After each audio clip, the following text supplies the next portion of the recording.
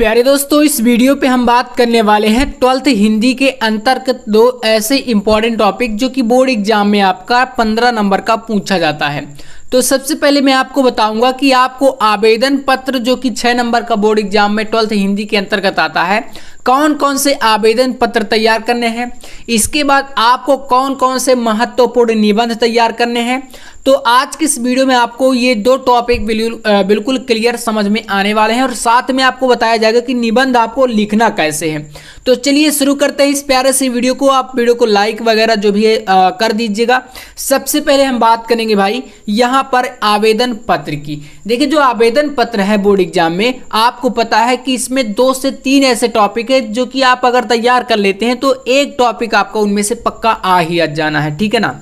जैसे कि आपके सामने पहला एक आवेदन पत्र यहाँ पर दिया गया है सफाई से रिलेटेड, ठीक है। अब देखो थोड़ा सा तरीका चेंज होता है यहाँ पर, बहुत ही ध्यान समझिएगा क्वेश्चन को। अगर जो चीजें मैं बताता हूँ ना इस चैनल पर, आप सिर्फ और सिर्फ उतना पढ़ लेते हैं तो बोर्ड एग्जाम में आपका अच्छा नंबर आना बिल्कुल तय है। देखो पहला क्वेश्चन, अपने नगर में प्रदूषण से उत्पन्न स्थिति का वर्णन करते हुए उचित अधिकारी को आवेदन पत्र लिखिए। देखो अब प्रदूषण शब्द भाई अगर आ गया तो समझ लो कि फिर वहां पर साफ सफाई का ध्यान तो देना ही है। तो कहीं ना कहीं जो ये चीजें होती हैं तो ये मैटर ये करता है कि आपको उसमें जो है प्रारूप बनाना है।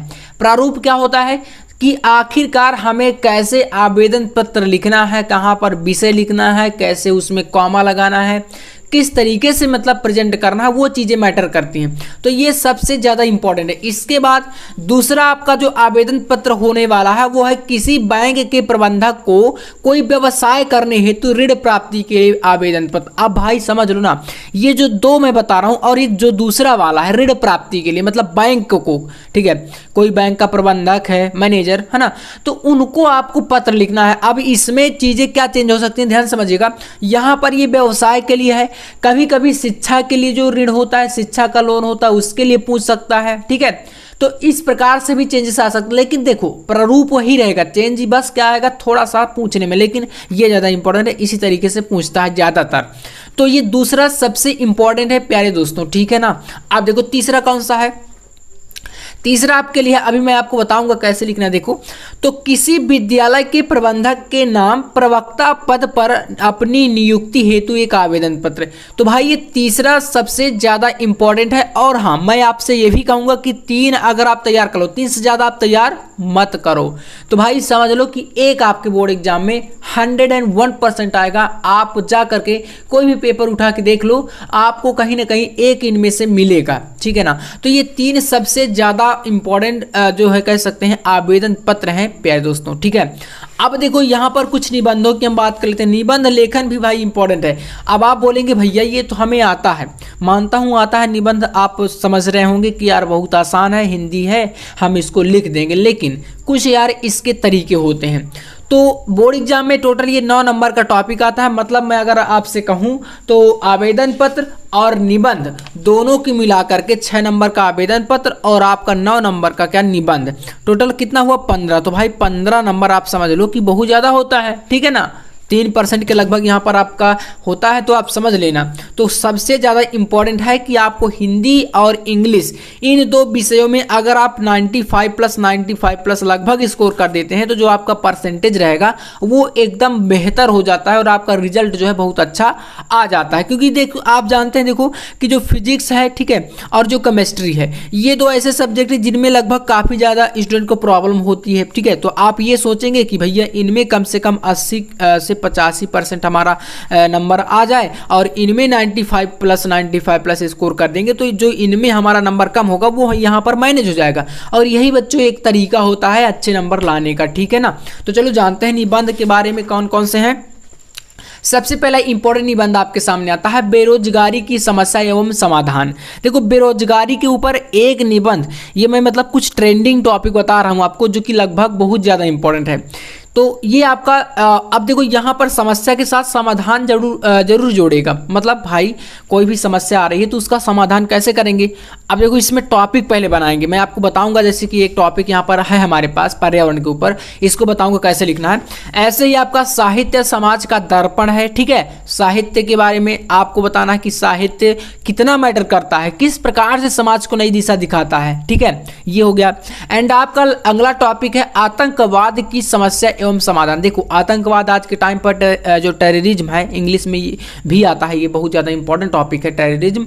तो अब देखो कैसे आज के टाइम पर जो आतंकवाद है, अब यहाँ पर चाहे हम विदेशों से बात कर लें लड़ने की, मतलब कि दूसरे देशों से जो हमारी लड़ाई होती है, जैसे पाकिस्तान की बात कर लो, ठीक है, कहीं ना कहीं हमेशा हमले होते रहते हैं, या आप लोग अपने देश के अंदर ही, ठीक है, आंतरिक मामलों की बात कर लो, कहीं ना कहीं कोई चीज़ होती रहती है।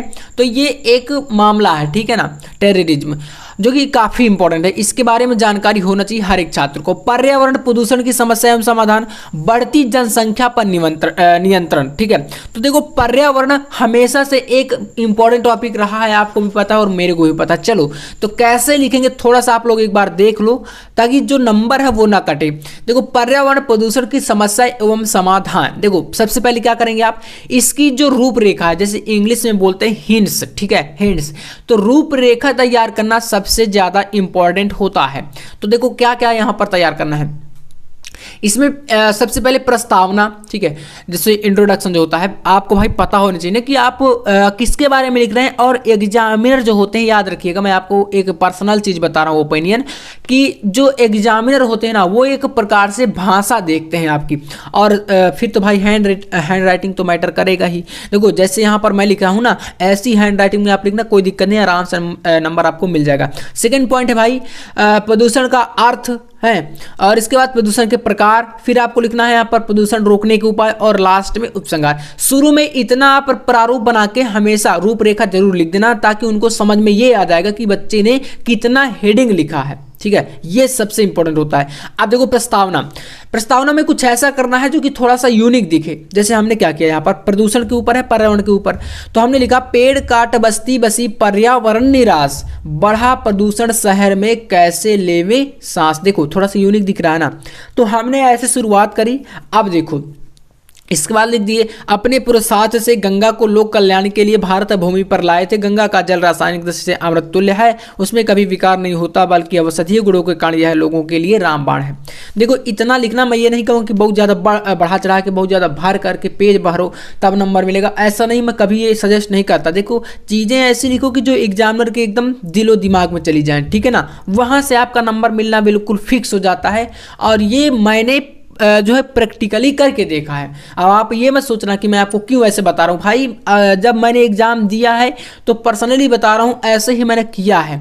और लगभग जो परसेंटेज था ना, वो 85 के मतलब पार ही था, लेकिन हिंदी और इंग्लिश में जो बता रहा हूँ जो चीज़ें, उसमें हमारा 90+ 95+ था, इसलिए बता रहा हूँ कि आप ऐसे करना। चलो इसके बाद प्रदूषण का अर्थ देखिए, दूसरा जो हेडिंग था, तो यहाँ पर प्रदूषण का अर्थ क्या भाई, जीवन के लिए संतुलित वातावरण अत्यंत आवश्यक है। वातावरण में के इन घटकों में हानिकारक घटकों का प्रवेश ही वातावरण को प्रदूषित करता है, जो सभी प्राणियों के लिए हानिकारक होता है। वातावरण में को दूषित करना ही प्रदूषण कहलाता है। बस इतना तो आप जानते हैं, सिंपल है भाई।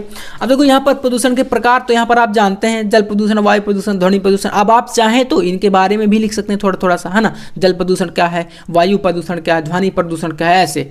इसके बाद प्रदूषण रोकने के उपाय समझ लो, कैसे रोका जा सकता है। आप जानते हैं प्रदूषण को रोकने के लिए व्यक्तिगत और सरकारी, यानी कि हमारा भी एक फर्ज बनता है कि हम भी गंदगी ना फैलाएं, और सरकार तो अपनी तरफ से प्रयास कर ही रही है, ठीक है ना। ये हो गया। जैसे कचरे का निस्तारण अच्छे से करना चाहिए, कहीं ना कहीं भी जगह मिलती है लोग फेंक देते हैं, तो भाई उसको थोड़ा सा, जहां पर जगह है बनाई गई है, सरकार के द्वारा बनाई जाती है या हम जो बनाते हैं, उसको सुरक्षित जगह पर डालो ताकि इधर उधर फैले ना, ठीक है। ये हो गया। एंड उपसंहार लास्ट में भाई लिखना ही लिखना है, ठीक है। तो उम्मीद करूंगा ये टॉपिक आपका क्लियर हो चुका होगा। अगर वीडियो अच्छा लगा हो तो लाइक कर देना, और चैनल पर है तो सब्सक्राइब भी कर लेना। मिलते हैं नेक्स्ट वीडियो में नेक्स्ट टॉपिक के साथ, तब तक के लिए जय हिंद, वंदे मातरम।